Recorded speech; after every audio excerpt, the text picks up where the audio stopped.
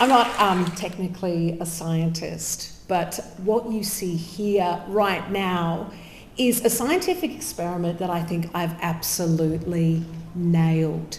In highly dubious research with a sample size of just one, I've been researching what it is like to not look at yourself in the mirror.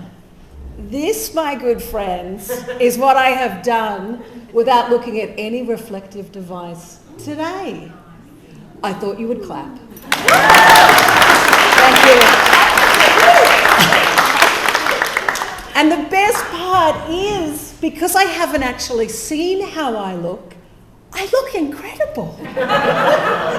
Now, I've conducted this experiment a couple of times before. When I was writing my second book, A Question of Age, I tried to find some case studies of people who had not looked in a mirror for a significant period of time. I went back to Renaissance Italy, to an order of nuns who shrouded all their mirrors so to avoid the sin of vanity, as if regarding yourself as beautiful is a vain pursuit. I found one other woman who in America had not looked at herself in the mirror for an entire year leading up to her wedding, against the advice of every single person in her life. I could only find those examples because we love looking at ourselves in the mirror. Since Narcissus, we have been enamored and tortured by our reflection.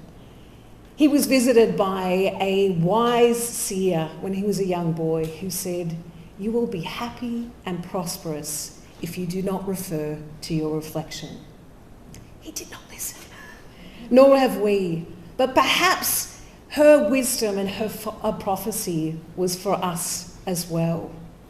The first time I looked and stopped looking in the mirror, which I did for this scientific experiment, sample size 1, for an entire week, I realised just how hard it was. Not because I didn't actually want to do it, but because there is a reflective something everywhere in our lives. In your car, in your kitchen, in your bathroom, in your lift, in your workplace. When you walk past any reflective window in your world, there are reflections everywhere, on your phone, on your computer. If we were to rid ourselves of our mirrors, we would almost need to pull our entire world apart.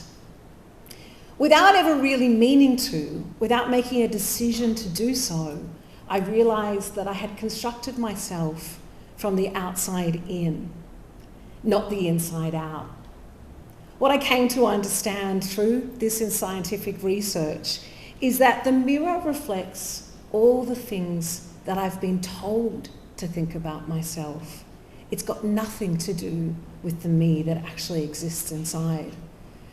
What sort of stories do we tell ourselves about aging simply because we look at it rather than feel it? Since when we were little, we've been told that oldness is ugly.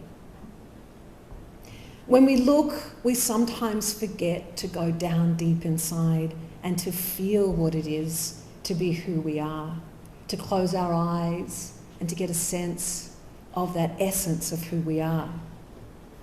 I know you've also had this experience before when you've walked past a mirror and you're like, "Oh, who's that? Oh, it's me." I was at a shop the other day and I saw myself in a reflection and I was like, "Who's that woman staring at me like that?" Realising that it was actually me looking at me back again. And what was really funny about that was that I looked at myself without any of the baggage that I would normally bring to that reflection. She was just a woman in a shop staring at me in a really strange way. And I thought, she's quite cute. When I did this experiment too, I was afraid not to look. I've turned up today, I have no idea whether I've rubbed everything in or I've brushed it properly. I've practiced putting it on and knowing where it all goes so that I can do it. I was afraid not to look because I was worried that if I didn't keep my eye on her, that she might get out of control.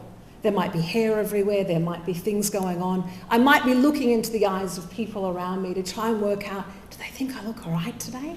What's going on? The problem with the mirror, though, is not that we shouldn't care how we look on the outside. Our external selves are the ways, if we can choose to, express the creativity of what it is to be inside us. Who we are, how we reflect our colour, what the world feels to us. That's not the problem. The problem of the mirror is that it whispers those dark ideas that have been whispered to women about themselves since that we were young girls. You're not quite right. You don't look exactly as you should. You've got hair coming out of your chin now. Did you notice that? Your hair's quite thin. It's a world we've constructed ideas where you learn early on and forevermore that you are valued not for the content of your character, but what the world needs from you. Constructing ourselves from the outside in a world where we live in, where girls as young as 11 are catcalled on our street. That's where we hear and see our worth. And if we break that down, women are told from very young that what the world wants is youth and beauty. So what happened with my scientific experiment when I let go of making sure I was taming the wild woman that would wake up every morning was that I broke that quiet and dark magic of the mirror. And for just a moment, what I had been taught to tell myself every time I looked into that mirror was silent. We are taught so early that what we see is who we are. But what my experiment has shown me when I looked back in after that week was how much I loved looking at that face. That beautiful girl that lived inside me had time to live again and breathe. There was floods of tenderness for that face that looked back at me. Try it for yourself. I really encourage you to give yourself a break from what we do to ourselves when we regard ourselves from the outside in.